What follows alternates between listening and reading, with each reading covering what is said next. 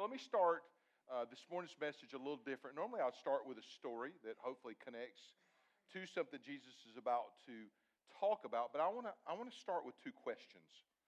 And they're two questions that we ask. Maybe it takes on a little bit of a different form, but every single one of us asks some form of these two questions, or this one question, and then the response is my response. Why do bad things happen to good people? And let me pose it a little bit differently. Maybe you've asked this form of this question: how can God be good and bad things happen? And obviously, we all see this across the grid of, I'm trying to live right for God, I'm in church, I give, I serve, I do this, this, and this. So why did I have this health problem? Why am I struggling with my finances? Why did this fall apart? Why did that happen? And so we struggle with this. And listen, I'm not going to ask you to raise your hand, do you struggle with that? So let me just tell from my perspective.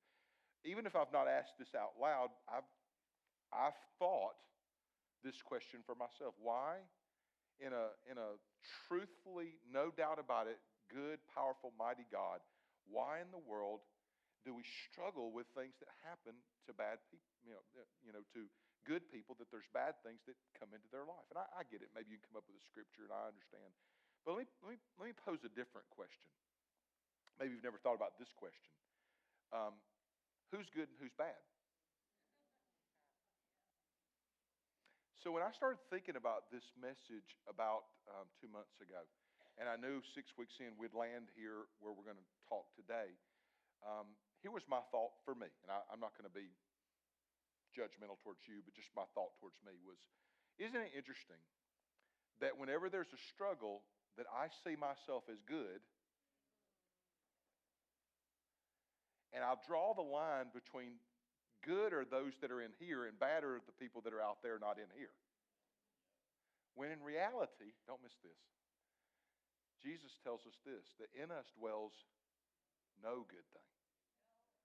And as a matter of fact, can I even make a different statement? Jesus doesn't make us good, He makes us righteous. His shed blood covers us. You see, it's better than good. It's not just good, it's righteous. As if we never sinned, justified, righteous. I mean, God works an incredible work in our lives. But every time we struggle, we come back to this. God's a good God, so why are bad things happening? So, as we get to week 6 of this series called Signs, I'm going to address a question and deal with this as we walk along, because it's interesting. We've reached the point in the Gospels where Jesus is actually just a matter of a short time away from His crucifixion, and we kind of get to enjoy a very, very interesting story with a family that He's very close to. And so I'll let you know, this is going to be the story of Lazarus rising from the dead. And I titled the message today, 2 Girls, a Guy, and Some Stinky Clothes. So I've had a lot of fun digging some stuff out of the story, and it's just to brace you, it's 40 verses long. It's a lot of scripture this morning. I'll hurry through it. But here's what I discovered. That at the beginning of the story, they start talking about Lazarus, and then Jesus throws in a statement that's totally Jesus-like, but totally off subject. And to be honest with you, I had read the story so often that I started skipping over the verses, because I thought, what in the world did Jesus just throw that in there for? And actually the truth is this.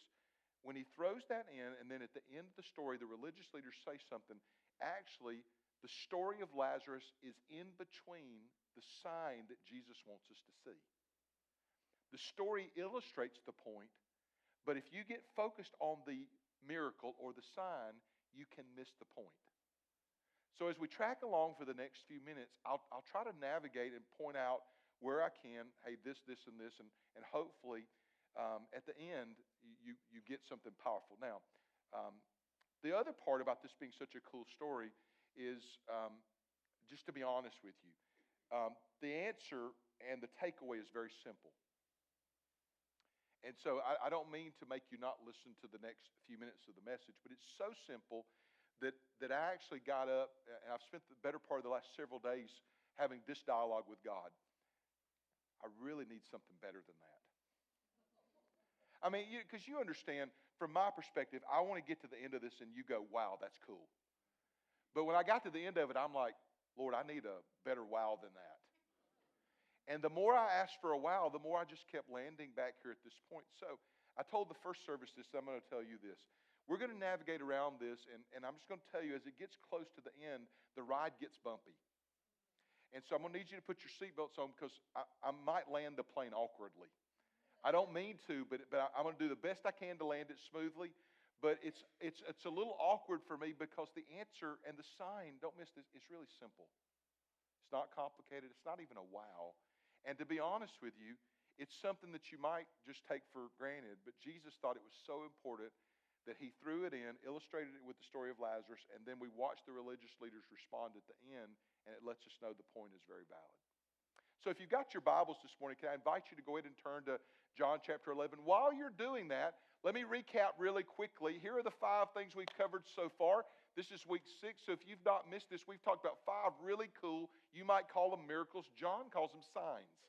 And in John 20, 30, and 31, he says these signs are given that you might believe, and that by believing you have life in his name. So John's got a very clear agenda. I want you to believe as a result of the signs, and when you believe, you're going to have real life. Now, we've covered 5 things, and here are the 5 my takeaways. We had the water turned into wine. Obedience is joy. We had the man that his rich ruler, that his son was sick, and Jesus said, just go on your way. And we figured out that faith is a don't worry, don't hurry thing. Then week 3, we had the guy that Jesus told him to take your mat and go, and he walked into the synagogue, and they fussed at him for carrying his mat, and he says, look, I can walk. Don't fuss at me about carrying my mat. And then Jesus at the end says, look, you're trying to find life by reading the Scriptures, but I'm telling you, these Scriptures are given to reveal me. And here's the truth. Everything points to Jesus. All roads lead to Jesus. Then we talked about the feeding of the 5,000. And peace only comes in a Savior, not a sandwich. Doesn't matter how big the sandwich is. You're only going to get peace through a Savior. And then last but not least, this was one of my favorites. We talked about the blind man recovering his sight last week that had been born blind. And here's what we realized. The religious leaders did not care about his testimony. They had already put God in a box and said, God can't do anything more than this. And the reality is we figured out that God is way bigger than we thought he was. All right, so John chapter 11, starting at verse number 1. Here we go. Are you ready? If you'll listen fast, I'll preach fast. Are you ready? All right. Now, a certain man was sick, Lazarus of Bethany, the town of Mary, and her sister Martha. Bethany is about a day and a half journey or walk from where Jesus is. And we figure out that this is a group of people that he loves. Verse number 2, it was that Mary who anointed the Lord with fragrant oil and wiped his feet with her hair, whose brother Lazarus was sick. So clearly, we're finding out something that's going to happen in just a little bit. It's a little bit later in the gospel that Mary actually breaks this perfume out and pours it on the feet of Jesus. He's making clarity. It is this same Mary, the one that's with Mary and Martha. And also, it says the sisters sent a message to Jesus saying, Lord, behold, he whom you love is sick. I love that their relationship is so close that Mary and Martha don't think it requires a name. He's somebody you love. You know who this is. Come quickly because the one you love is sick. When Jesus heard that, he said this powerfully. This sickness is not unto death, but for the glory of God, that the Son of God may be glorified through it. Now, I don't in any way mean to insult those of us in this room that have been through difficulty and suffering and sickness and sorrow. That's not my intention because I'm in that crowd. I've got people in my family that suffer through sickness. We've lost people as a result of sickness. I get it. I understand. And I don't even mean to broach the subject of trying to minimize that. I'm just simply saying, here's what Jesus says. Jesus says that he can build a platform of getting glory out of our most difficult circumstances. It does not mean, and what Jesus does not say is that he did this. Now, I love that John decides to throw this in. This is not Jesus speaking. John just throws it in the narrative. And can I just give you Kevin's opinion why? I think he feels like that statement that Jesus just made is insensitive. Don't you? I mean, this is just the humanness, right? John wants to remind us that what you're about to hear is going to make you uncomfortable. Jesus really does love these people. Because Why would somebody that loved people, when he found out that they were sick and he could go do something about it, here's his response. So when he heard that he was sick, he stayed where he was 2 more days. To which all of us would say, that's not very loving of Jesus to stay 2 more days. So John threw it in there kind of as a, don't miss this, he really does love them. There's a point he's trying to make here. Then after this, he said to his disciples, let's go to Judea again. And I love his disciples. They're so human. They say, hey, Rabbi, lately the Jews have sought to stone you. Are we really going to go there again? Let me interpret what they're saying. Hey, last time we were there, they threw stones. This time, they might throw stones. And people that throw stones might not be accurate. They might miss you and hit us. Don't you love people that act compassionate, but really they're selfish? They don't care anything about Jesus and his well-being. Their only thought is this: Lord, we might go somewhere where they're throwing rocks, and these people may not be good throwers, and we don't want to get hit, so do we really need to go? Jesus answered, and this is this point where all of a sudden, this is the zinger. This is the Jesus being Jesus. This is where each and every one of us goes, I'm going to have to skip over that because he's throwing out spiritual things I don't even understand. You understand that the conversation has been about going and taking care of his good friend Lazarus and his sickness. And his disciples not wanting to go because they are afraid somebody might get stoned. And all of a sudden, Jesus turns around and looks at him. And my thought is this. If I'm Jesus, I'm thinking he turns around and says, hey, y'all don't have anything to worry about. I can deflect the stones. Hey, I can point them in a different direction. Or, hey, I can disappear and they'll just hit y'all. I mean, he could say anything, but he looks at them and look at what he says. This is interesting. Are there not 12 hours in the day? And if anyone walks in the day, he does not stumble, but because he sees the light of this world.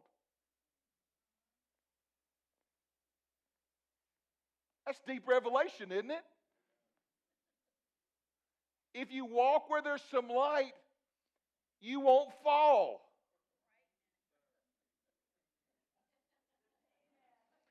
That's life-changing, isn't it? I'm being facetious here, folks. Everybody, some of you are like, I'm not really sure I should say amen to that, or does he really believe that's deep revelation? Matter of fact, Jesus makes it even more complicated. Look at what he says next. But if you walk around in the dark, you're going to fall. And all the 12 dudes are looking at him going, he's lost it again.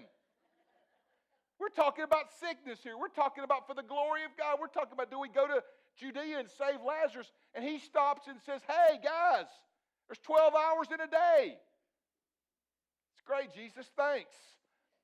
And by the way, if you walk around in the light where you can see, you won't fall. But if you walk in the dark, you're going to fall. And then Jesus, without any explanation, look at what he says next. Hey, guys, our friend Lazarus is asleep. Let's go wake him up. Don't you love Jesus? He's awesome, isn't he? Only Jesus can take this really wild, about to happen story. They're like, hey, let's don't go. Hey, he's dead. We're not sure what's going on here. He's sick. Do we go? And only Jesus could throw in this zinger. Hey, if you walk around in the light, you won't stumble and you won't fall. But hey, if you walk in the, listen. I don't mean to be braggy, but to be honest with you, I think I could have come up with that one. That sounds like something I would tell my kids. Like, hey, let's not go to the emergency room. Let's not play tag in the dark. Turn the lights on where you can see. Because you're guaranteed, if you turn the lights off, you're guaranteed you're going to fall or hit somebody, and I don't want to pay the medical. That doesn't sound like a big deal. Can anybody agree with me? And so Jesus just takes a deep breath, and he goes right on and says, hey, he's asleep, let's go. The disciples, they don't miss a beat, so they just keep talking with him the same thing. They said, Lord, if he sleeps, they're like, Lord, if he's asleep, he's going to get better. We don't have to go. No reason to pack up, no reason to leave, no reason to risk our lives. If he's just asleep, he's going to wake up, he's going to get well. So then Jesus gives them some interpretation. He says, look, speaking of his death, because they thought he was speaking about that Lazarus was taking a rest. So Jesus is much more clear. Verse 14, let's keep going. Jesus said to them very plainly, you're not picking up what I'm trying to say, Lazarus is dead. He's dead. Touch your neighbor and say, he's dead. Verse 15. And this is the part where you think John should throw once again in here. And Jesus loved them a lot. Because Jesus looks at them and he throws another zinger at them. He says, I'm glad for your sakes that I was not there, that you might believe. So here's what we're about to discover. Jesus clearly does not go. Don't miss this, everybody look up here. Jesus clearly does not go when he could have gone. Not to be mean, but because when they get there, something's going to happen that would cause belief, so that the belief has an attachment. Not believe so that you feel better about things. Believe so that the glory of God might be revealed. That you may believe, let's go to him nevertheless. So here's the journey, verse 16. Before they make the journey, my favorite disciple speaks up. Thomas speaks up and says, all right, we're all going to die. We might as well go die with him. Here's the Eeyore of the Bible right here, right? It's like everybody's going to die. It's going to be a disaster. Everybody's going to get slaughtered. All right, guys, let's pack up and go die too. Isn't that great? Aren't you encouraged today? It's really exciting, isn't it? So Jesus came and he found that he had already been in the tomb for 4 days. So by the time Jesus arrives, Lazarus has been dead 4 days. He's in the tomb. The stone is over and he's been wrapped up. And evidently, we're about to discover that there's a lot of problems related to this in this town. Now, Bethany was near Jerusalem, about 2 miles. This is the day-and-a-half journey. Let's keep right on going. Many of the Jews joined the women around Martha and Mary to comfort them concerning their brother. Now, Martha, as soon as she heard that Jesus was coming, went and met him, but Mary was still in the house. And when Martha gets to him, she starts her story. Martha said to Jesus, Lord, if you had been here, my brother would not have died. Let me just give you interpretation. Lord, I don't mean to be insulting, but we could have handled this better. Matter of fact, Martha revisits the idea that Jesus didn't do what he was supposed to do multiple times. She comes back to the story over and over and over again in different ways. She says to him, Jesus, you could have handled this way better. Don't you love people that tell God what to do? Can I tell you something? That never works out really good. Doesn't work out good for folks. But even now, I love that she insults him. Don't you love people that insult you? And you know they insulted you, but then they tried to throw in a compliment to ease the insult? You ever met people like that? They tell you they tell you you look nice, but it's not a you look nice, it's an insult with a you look nice attached to it.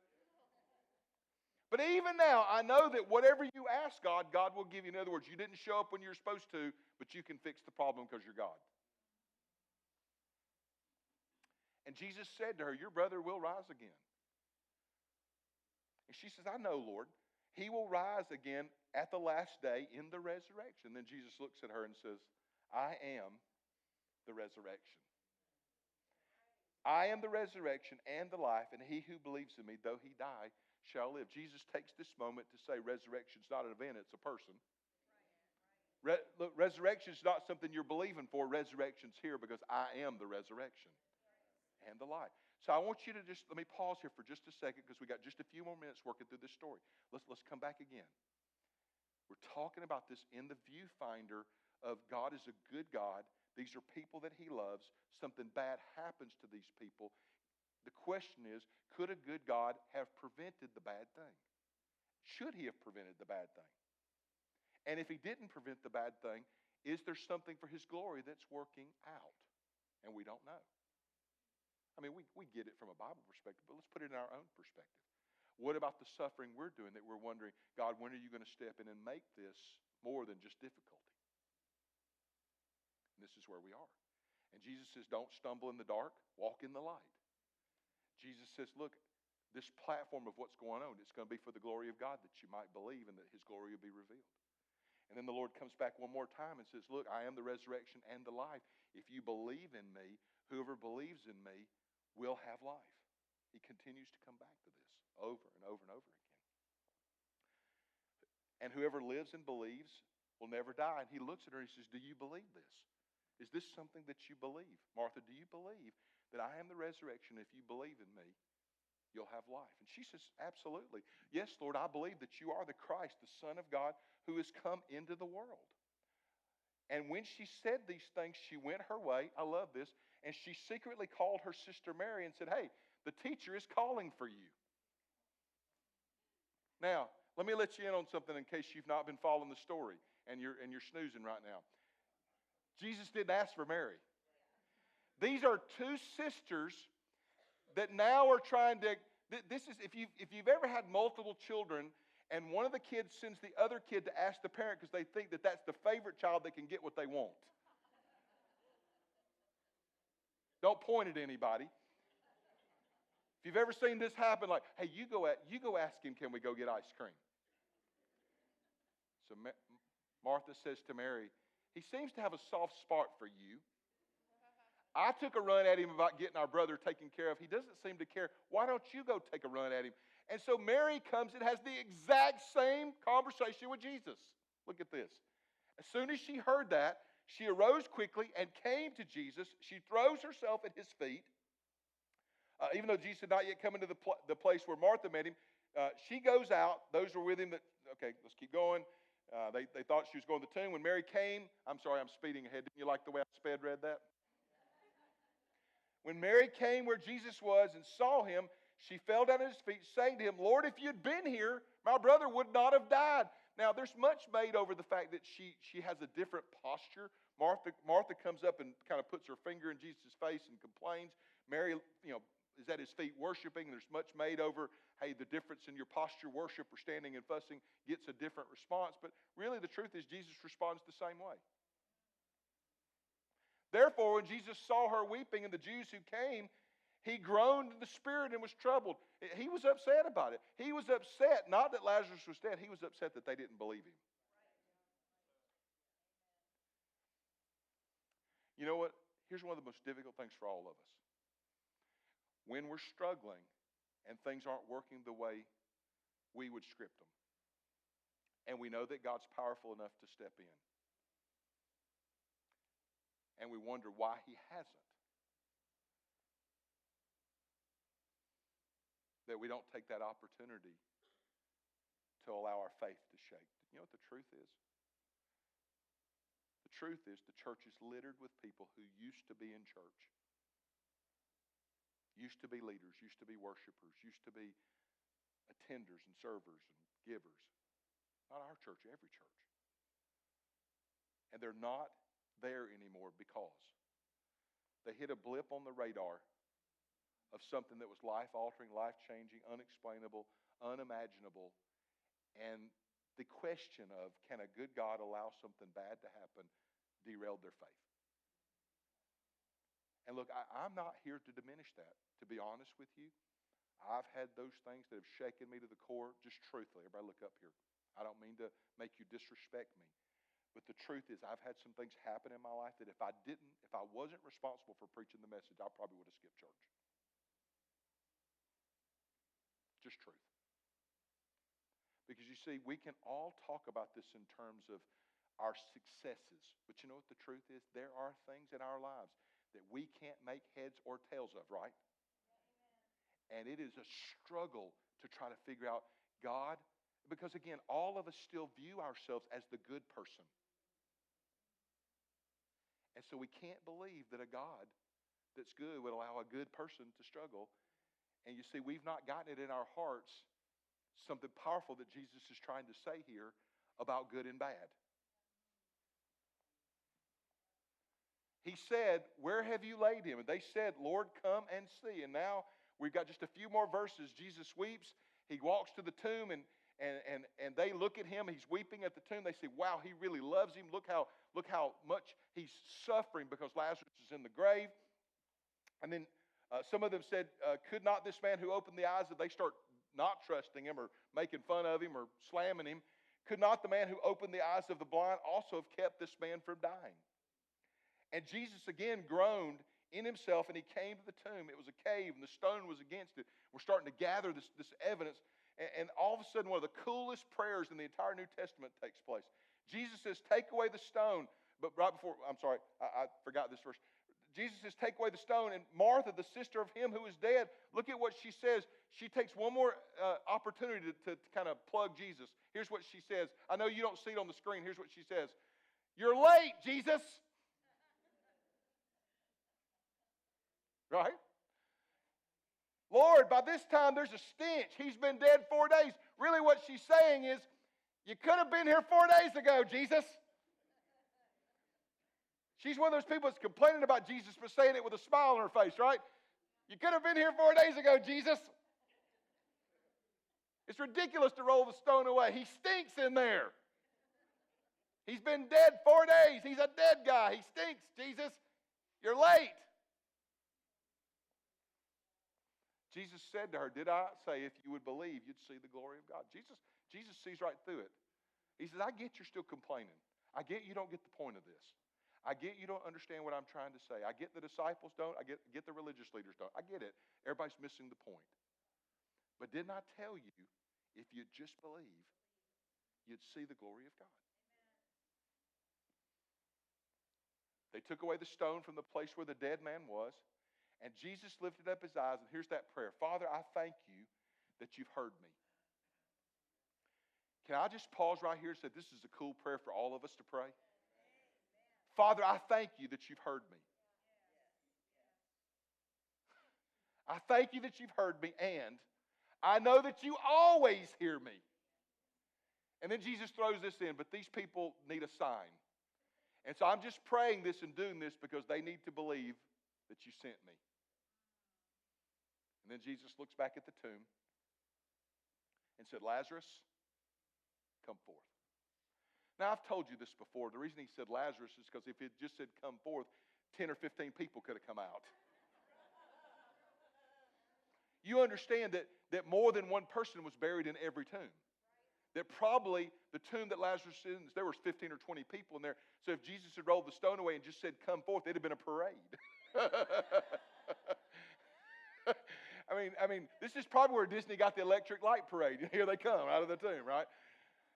Lazarus, come forth. And all of a sudden, this is great. He who died came out, bound hand and foot with grave clothes. His face was wrapped in the cloth. And Jesus said, loose him and let him go. Can you imagine this sight? Lazarus doesn't just come out walking. He's bound in stinky clothes and something over his face. He can't see. He can't hardly walk. But man, when Jesus said come out, he got up and ran. I love it. Sounds like the song that we sang this morning. When you called my name, I ran out of that grave, right? It's exactly what takes place. At the end of this great miracle, the people surround Lazarus. They begin to rejoice and celebrate. Mary and Martha are grateful. And the religious leaders gather on the side and they reintroduce something that we've been talking about all morning, whether you've realized it or not. They gather and they start talking about what Jesus has been doing. And they start kind of murmuring and complaining and griping.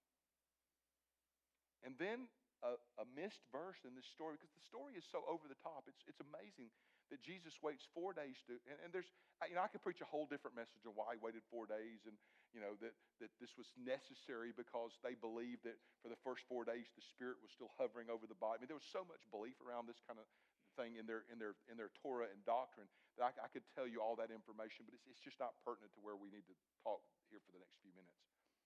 So right while they're all celebrating and negotiating this, the religious leaders get off to the side and they have a conversation that culminates with one more verse. And it's really telling of them and for us. It's about 3 or 4 verses later. It's verse 48 of John 11. The religious leaders get together and look up here, everybody. Here's what they say. If we let him, and basically one translation says this, if we let him keep doing this, talking about Jesus, if we let him keep doing, don't you love how they think they can prevent him from doing anything?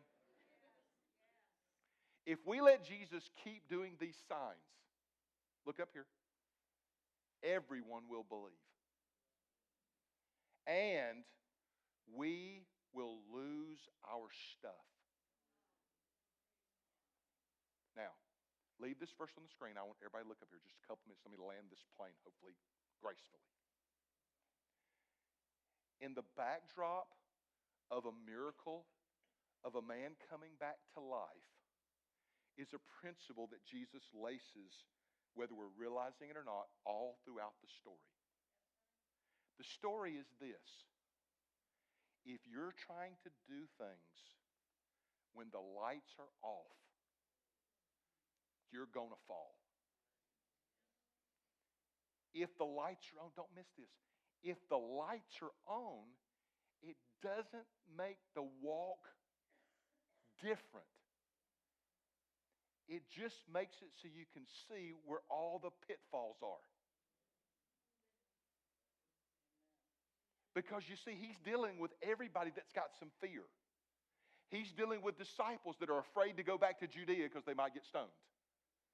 He's dealing with two sisters that are afraid they've lost their brother. And he's dealing with a group of religious leaders that think if he keeps preaching like this, they're going to take our stuff. Now let's put it in our context.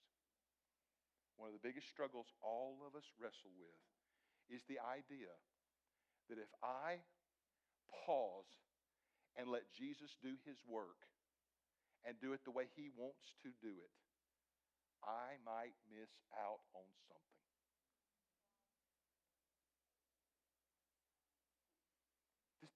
This is so, I know it's simple. I told you at the beginning, it's simple, but here's the problem for you and I. We fail to understand how powerful it is simply to invite the light of the world, into our darkness. Jesus says if you keep trying to negotiate everything in the dark, it's not going to work. And you know what? Even though we keep hearing that story, you know what you and I keep doing? We keep trying to walk around in the dark. We keep trying to do it without the presence of God. Or part of the way that we think we're negotiating the presence of God is, God, I'll do it your way if you'll just explain why. Or how you're going to fix this, or how much longer do I have to keep suffering? When in reality, don't miss this, here's what Jesus is saying. If you want to fix this problem, this is invite the light. It won't make the walk different, but you certainly can see all the pitfalls and you can navigate them differently. You see, the religious leaders, you know what their problem was?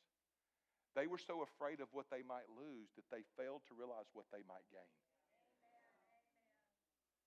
Here's the sign. Don't miss this. It's simple. It's not complicated. God's answer is his presence.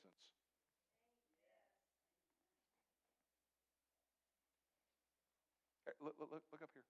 God's answer is his presence. His answer to my problem is his presence. His answer to my sickness is his presence.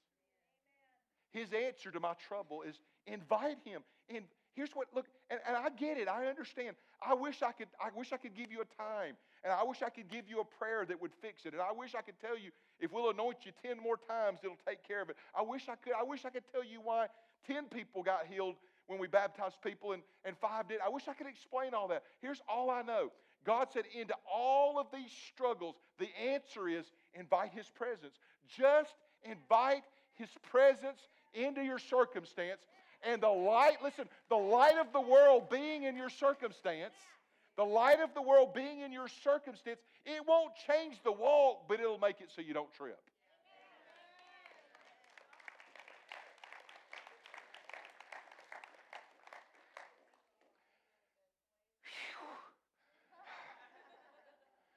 Thank God we hit the ground and nobody's dead and nobody crashed and the plane's not on fire. You see, the truth is, I'll be honest with you. Having pastored here 24 years, I can look across this room at people that have walked with us for a long time in both services. And I know there are some heartbreaking things in our lives that we've shared together. There are some heartbreaking things that we just don't have answers for. And to be honest with you, I wrestled with God on preaching this because I'm like, Lord, but what about this person? And what about this person? What about what they've walked through? And here's what the Lord told me, and here's what I tell you. In the middle of a friend that died, Jesus said this: if you'll walk in the light, you won't fall. Look, if you walk in the light, you won't fall. Not you won't have to face the difficulty. If you will invite His presence in, you won't stumble. But if you keep trying to do it in the dark, you're going to fall.